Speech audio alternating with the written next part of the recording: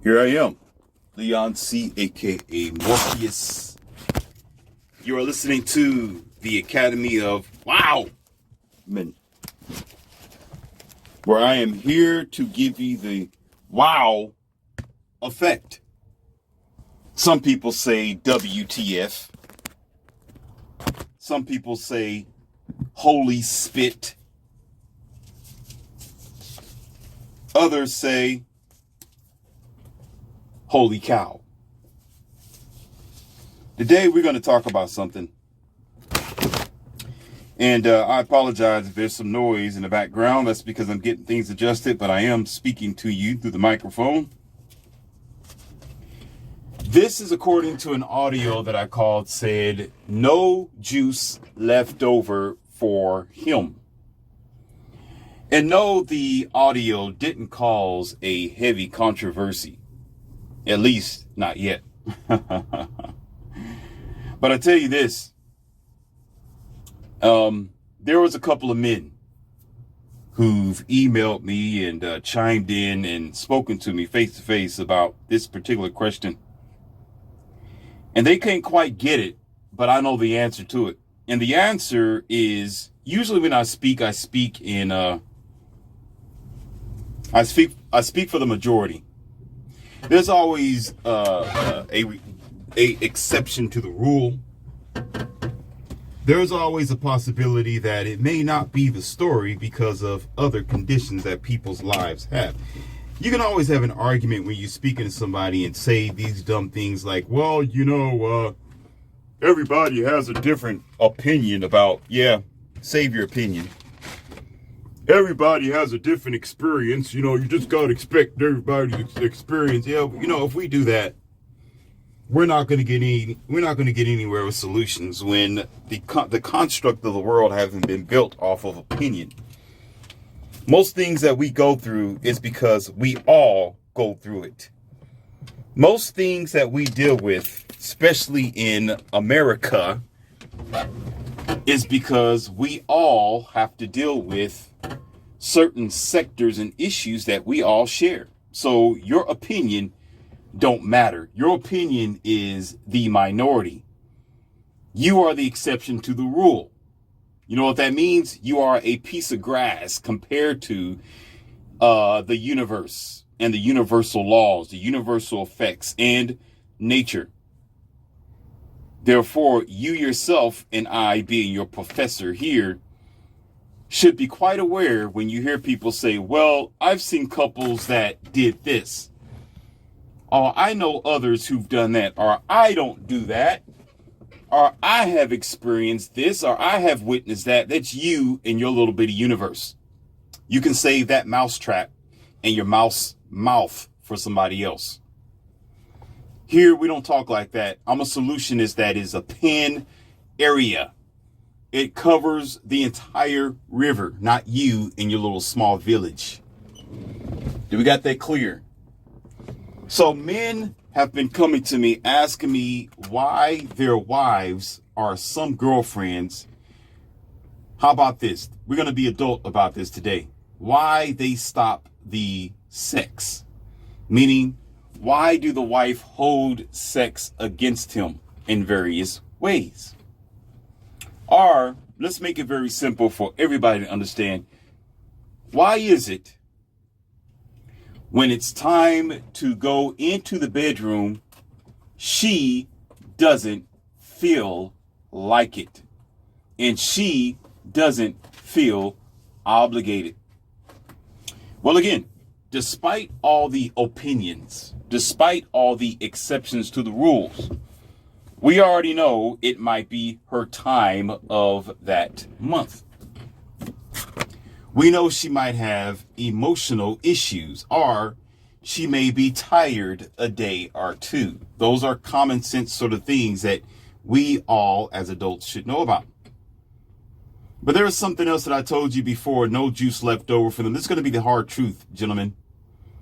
It's going to be something that you may not want to accept, but if you are a younger man looking to be in a relationship and you are an older man and you are in this situation, you're done. Because I've told you about this before in there's no juice left over for him. You've had multiple warnings. You have multiple chances and studies that were available for you, but you are too blue pill, too soft, too passive, and too much of a beta to understand this. Let me give you an example, and then I'm gonna give you my the studies here, okay? And I'm giving you the example first before I give you the kicker. That way you can have a clear understanding. And usually it's through stories. I've given you a lot of stories through Wildman, lesson 1, 2, 3, 4, and 5, right? And so I'm going to give you another one here, okay? In my past experience, let's put it like this. Hold on. I've been able to evaluate automobiles. Not only automobiles, but supercars, very fast cars, beefed up, modified. And the first few months, it was very, very exciting. It was new. It was intriguing. It was fascinating. And I felt lucky and gifted and blessed to be, in that circle and have that sort of accessibility. But over time, now I'm not saying I own those cars, didn't own not one of them. But going further is learning how to modify the cars, which made it even more better to make the car faster, to add more torque, to add more turbine thrust, to add more aerodynamics on these cars to see what's best fitted for the race car track, or is this car garbage? So basically, I've been able to determine which car is good, which car is bad, according to a challenge. Now, the point of the matter is, for the few months going up to a year and a half, okay? After the year and a half, the excitement isn't so great. It's good, it's fine, but now I'm at a higher grade now. Now I am in it where, let's put it for example, the first few months going around the track is exciting, going about 150 to 170, 180 miles per hour. Okay. It's exciting. It's a thrill. It's scary. It's a risk. It's fascinating. Okay. But let's put it like, okay, first of all, it was like 140. Let's put it like that. And then, of course, pushing up to the year and a half, then, of course, being able to do 170, 180. Okay. So here's the thing. So after a while, listen carefully, this is the lesson. After a while, driving this car is like just driving. It's just another day. Now, for the first few months, let's say I did like 12 laps or 13 laps. It went pretty fast. It was a thrill. It was exciting. After about a year, I would need to increase the laps to about, let's say, 30, 40 laps or something like that. And it's a thrill, but it gets kind of dull, mundane. Now, at the sort of veteran level of driving these cars like this for a good, let's say 2 hours, for a good 2 hours a day, at about 160, between 160 and 180 miles per hour, just cruising at that speed. It will actually feel like cruising, especially when you're going around the track doing the same thing. You hit the curve, you know where the turn is, you know where the pitch is, you know where the oversteer and the understeer is, and you do this over and over and over again. This is what I found out, ladies and gentlemen. Listen carefully to me. I found out that I could do this and think about other things at the same time because it's so mundane. Now, I'm not trying to beef myself up here. I'm giving you a story here. Just pay attention, okay? Don't think, oh, Morpheus is trying to say that he's in this and he's this type of person. No, I'm a professor here, and I'm bringing this to you for a reason. After the veteran level, and I'm doing this on a consistent basis consecutively, okay, the first few years was exciting. Now it's just a normal thing to do. It's almost like drinking a glass of water. I can go around the curve at 130 miles per hour and then punch it with my torque, lay it down, put the hammer down and speed it back up to about 150, 160 before going to another curve. Then when I go to a straightaway, hit it back to 80 miles per hour. That's 180. And I'm going. And if I do this enough, listen, if I do this enough, now it's not boring. It's just my mind drifts off. So while I'm speeding, while I'm going around the corner like this, when I am flying like this, to the onlookers, to those who are looking at the race car track or the track where I'm at, it's a thrill, it's a blast, it's fascinating. But I've been doing it for so long. To me, it's another day in the office. So I'm sitting there and I think about other things. I think about my life. I think about the future. I think about what am I going to do at stock markets? What am I going to do tomorrow? I think about what I'm going to eat. I think about what's going on at home. It could be to the point where it's almost like you drive your car, going from one job or one place to the next. And when you first started driving, you're nervous. You're a little worried about other people hitting you hitting something else. You're trying to learn how to control the car. But over time now, as some of you, not all of you, are accustomed to driving every day, it's like nothing. Some of you drive to the point where you drive and you mess with the cell phone at the same time. You drive and blast the music. You drive with one hand. You drive, you don't even think about it. You get in there, you turn the ignition switch, and you go the speeds that were whatever is required for that particular road. So imagine this. All right, imagine this. When you meet someone, let's put it like this. The roads of the sexual experience can be just like that for some people. If they do it enough, if they go around the track enough, if they are with one person, they dump, they pump, they dump, they pump, they dump, they pump, they dump. And I'm talking about the women here. All right? I'm talking about the women because this question was given to me by men. Okay?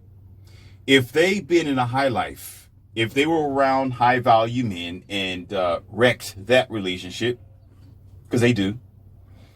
If they were with around regular guys, if they had 2 kids or 3 kids and they don't have a husband and they have men in between, trust me, they have men in between those so-called rest periods.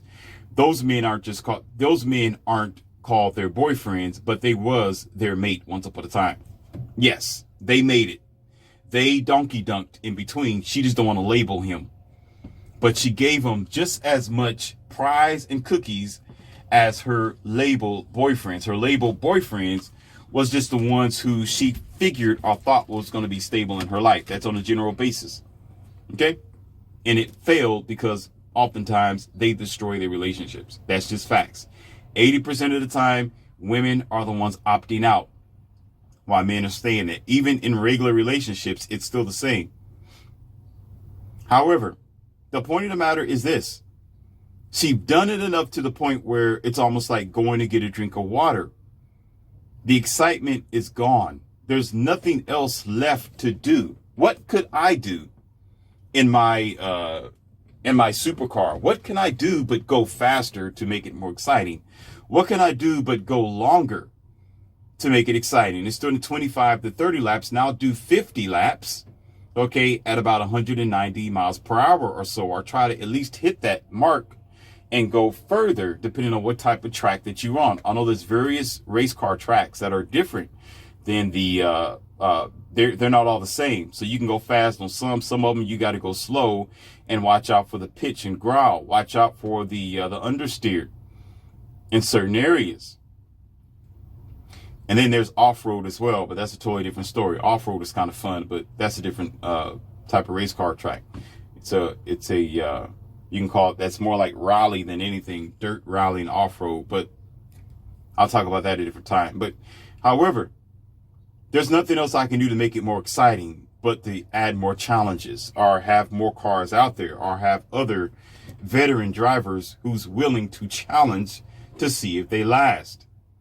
You got what I'm saying? There's nothing else left. So therefore, you got this woman, men on the often, who they lived a fast life. They lived a very fun and exciting time. It was a thrill several years ago when she began, when she was 18, 19, and 20 years old. You understand what I'm saying? But as she gets older and she starts aging, and that excitement continues, just like sitting in a car like you usually do on a daily basis, it's like drinking a glass of water.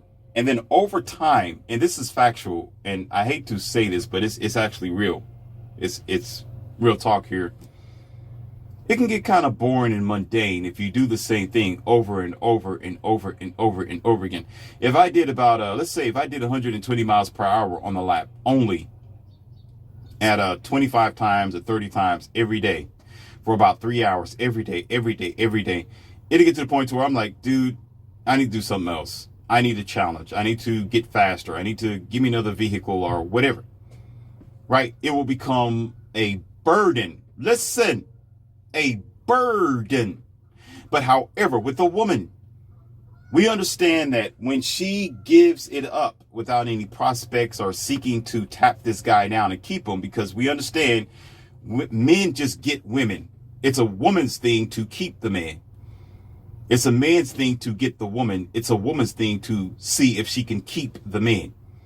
But of course, we understand that they've tried that just by trapping him with the baby trap, are trying to tack him down with chains, ball chains, and whips called the marriage. But trying to keep him just with her personality, trying to keep him with just being a decent individual, being productive, being feminine, productive, and cooperative is difficult for the modern woman. Now I'm talking about the majority of them. If you're feeling sensitive and soft, that's because maybe you are guilty. If it's not you, okay, put the shut to the up. But however, so the thing is, because she have failed herself so many times, because she's been on that track so many times, because she's been around the world so many times, because she's been to the Walt Disney Worlds, because she's been in the Kentucky Kingdoms, because she's been in the high life area, because she's been in first class, because she's been all around San Diego, California, because she's been under and over New York City, because she's been out there in Miami Beach, okay, over the beach, under the beach, and under the sand. She is bored. Have you ever heard a woman say, men, I'm bored? I am bored, because she have raised the bar up so high. She have done so much already where she has nothing else to offer. That's just like with the car that I was driving. If I'm doing 180 miles per hour and I know I can do more, now it's easy for me. I'm hitting the turns, I'm hitting the pitch, I'm oversteering, understeering. I know exactly what this track is going to do. I know where the turn is, I know where the bump is, I know the overhill, I know how it feels, and I know how the car is going to react. Listen carefully. I've raised the bar. Whereas an amateur, as to a beginner, as to somebody who only went 40 miles per hour in their life or 80, okay, going 180 seems impossible. It seems difficult. It's scary. It's life-threatening for some people. For some people, it's like, are you kidding me? For others, is, are you insane? Are you understand what I'm saying? Because they are not at that level. So therefore, transform this to the woman who's been around the world since she was 18 years old. She's been around men who were multi-million-dollar men, or maybe one or two who was a billionaire, okay, once upon a time in her life. And you, as a regular guy, come along and you say, oh, baby, I am going to marry you, because she asked for marriage. This is because it's called, I am tired. I want to put my belt away, or I want to walk away from this race car track because I'm bored now. I need to do something else. I don't want to do it anymore. As a matter of fact, getting in this car just makes me sick. I get tired. I get sleepy. I get bored. I get fatigued because there is no greater challenge. Unless you want to, the only thing is, because we understand women don't date down, they date up, is to go even faster. Okay. But for you, outside of the race car track, this is why she gets bored, is because the bar is so high and you just a regular guy. She needs more. She needs more excitement. And then some of them, listen carefully, you need to check this out, men. Check this out, men. Some of them who bring chaos into your world is because chaos keeps her entertained. Did you hear what I said? She brings chaos into your world because chaos keeps her entertained, so she needs you to pretend to be a bad boy. Yeah, she needs you to be rough and aggressive because that's what keeps her exciting. That's what keeps it exciting. That's what keeps her wondering. That's what keeps her with the question mark, uncertain. You keep her off balance. Why? Listen, because you don't understand what you purchased. Y'all was the dummy. And when she said, I want to get married, instead of you understanding a woman's track record, generally, instead of you understanding even her, specifically her track record, you decided to marry her and she have nothing else to offer you. And you have nothing else to offer her that's going to be enough. Did you hear what I said? You don't have anything else to offer her that's going to be enough or safe enough.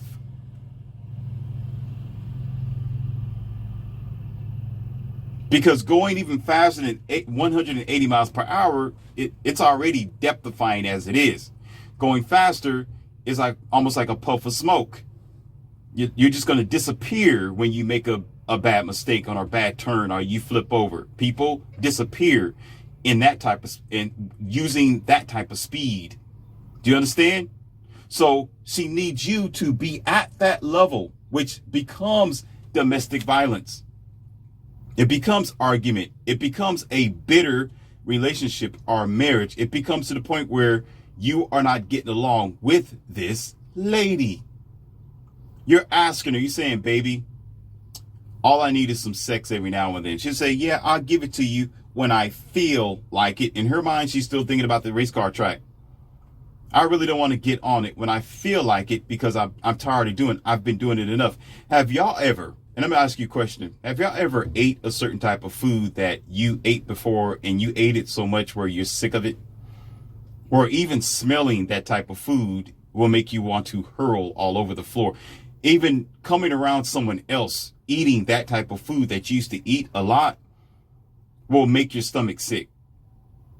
You got what I'm saying? So typically, because she lived that life for so long, the ideal of it turns her stomach. The idea of being put on her back from another man, which is just one out of 1,000 of them, is exhausting because she's lost 1,000 times before. Now she's losing again. So therefore, you purchase something through marriage that's already done for. Do you understand? So you find yourself being in a non-excited relationship because she was an immature race car driver a long time ago, sir. And you come onto the scene with the Ford Taurus. You come onto the scene with your pretty little Camaro going 160, 150 miles per hour. She's going to be like, please, I can go 30 or 40. I can go 30 or 40 miles per hour faster than that joker that you got. So you end up disappointed because you think you're doing something. It may be an all right car. You understand? You may have something to offer her. Yes, it's good enough. It's fair. It's fun. It's fast. But however, to her, it's not enough, man. You suffer because you don't understand women have been in the candy store way before you. They've been around the country way before you. They knew what donkey dunk was before you even knew how to spell the word donkey. As a matter of fact, the word donkey is spelled Y-O-U, sir. Therefore, you don't understand. You become this blue pill beta because your church told you to, your religion told you to, because you told yourself, and because your manhood told you to, and now you stuck for the rest of your life. I'm gonna say it. Instead of giving yourself options, instead of understanding that there is barely, because there's a minimum of them, but I'm gonna say the majority of them, because that's how I work with, there is no such thing as a single woman. She's not innocent. She's been there and she's done that. So she's not going to give you what you desire. You get into the plantation late. You get on the game board late. She's been on the game board. It's almost like playing Monopoly. She owned the railroad tracks. She owned Mediterranean. Okay. And she got things wrapped around on, what's that Brown Boulevard, something like that. Can't think of what the name is, but she got it all wrapped around, and you're just now beginning. She got hotels on that land, and then you're like, I'm going to marry this woman. See, the reason why 80% of the time women walk away from relationships and marriages, because some of you men are clearly dummies. You sign yourself up to be idiots instead of thinking about your decision. And then you expect this girl who's been on the board before you can even spell the word to give you something that you need according to your manhood. Then you get mad because she don't want to flip over for you. She don't want to do the German Shepherd. You can't put her in a pretzel. She feels tired of mercenary because she's tired of missionary, excuse me. Mercenary. I guess you feel that way, but no, the missionary position. She gets tired of it because she did it before. You upset because you want some. She don't want it because to her, it's like eating a bowl of ramen noodles. She ate it before. It's disgusting to her. No matter how much sauce you put in it, how many pieces of chicken you put in it, and how you lace it, she's not interested in the ramen noodles. It makes her sick. But the only time she would do it is when she's in a position of powerlessness, because you are in a position of power. And you have something that she wants, which generally is most of them for a temporary time, and that is your back pocket. What you have to provide. So therefore, in order to get what she wants, she has to give what you want, and that is to have her eat that bowl of ramen noodles. It's not going to taste good to her. It's not going to feel good to get on that race car track again, because she's going to get bored again and look around and, I can paint my nails while I'm going around the curve sort of mentality, only for a short amount of time, to the point she'll get bored again and remember just how boring it truly is. Remember the nasty taste that she had to eat on a constant basis called the ramen noodles.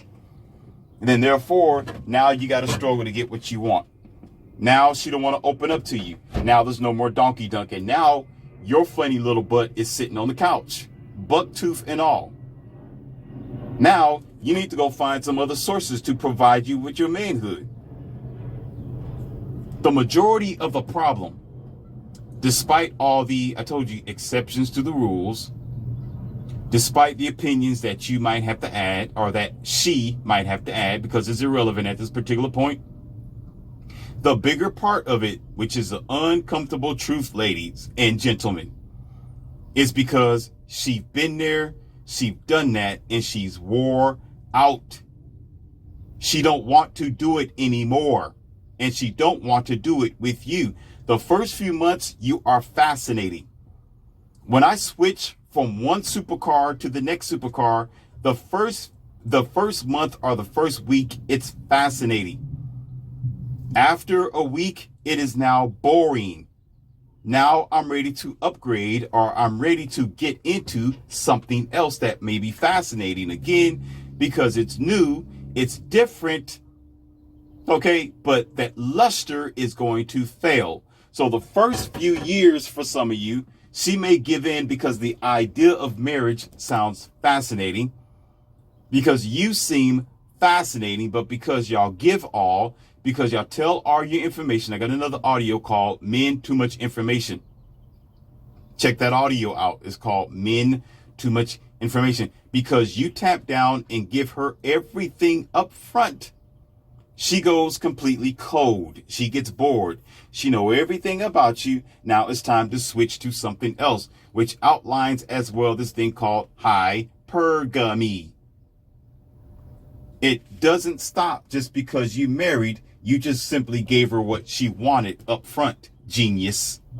And so now you stuck in a dry relationship because you yourself didn't respect your manhood by vetting out the situation. That's the problem, men. That's the problem. That's your answer. What's the solution?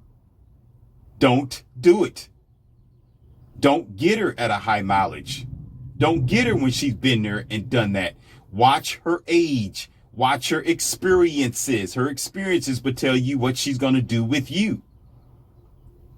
No matter what she says, she might say, well, I like donkey dunking and I want to have it every day and I'm interested in it. Men, no. I don't mean to step on some of you women's toes, but it's factored by experience and statistically and as a whole. Oftentimes, women don't know where the weather is coming from or the wind blows. They'll feel one way one day. They'll say something just for this particular time to get what they need. And then come next week, it changes. Why is this happening? Because most times women only base their mind on survival. And it's not surviving 10 years. It's surviving that day or that situation emotionally to avoid conflict, to avoid disgruntledness, to avoid bad feelings, because most of them are based on feelings. So she may say, yes, I want to have it every day. I want to have it just as much as you do. Yes, and every marriage in America right now is fascinating. Everybody who's married right now is very much happy, and the men are getting everything that they need every day. You are a Taco Bell lie. Shut that down. Shut it down.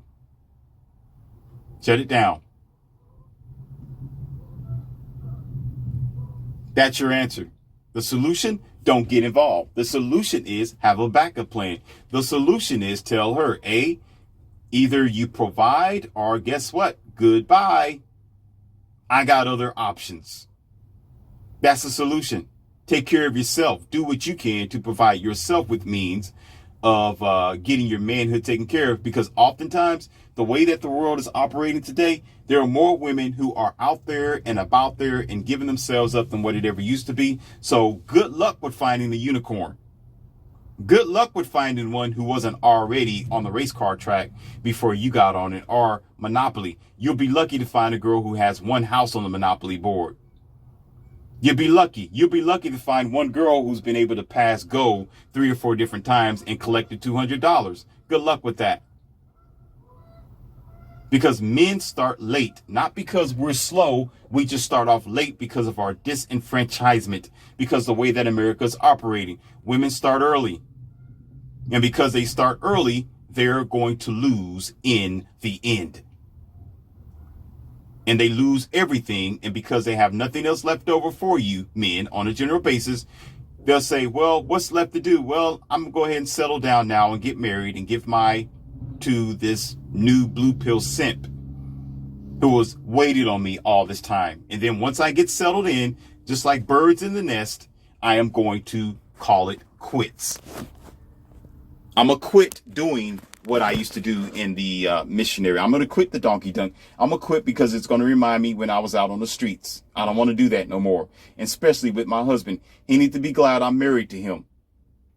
He needs to be glad at least I had his children. Or he needs to be glad at least I'm here. If he's not thankful, forget it. Because I'm not going to get on my back again. I'm not going to do the German Shepherd again. And so you men do not understand. The reason is because she is retired from it. She didn't tell you that when she first met you because she used it as a bargaining tool. Hello. Hello, Carlo. Hello. And you smarty guys don't realize it. That is the answer. The solution is do not get involved. Vet them out. Understand your nature and their nature, and that you lose before you begin because they started before you began. This is Leon C, aka Morpheus, and that is your answer, sir.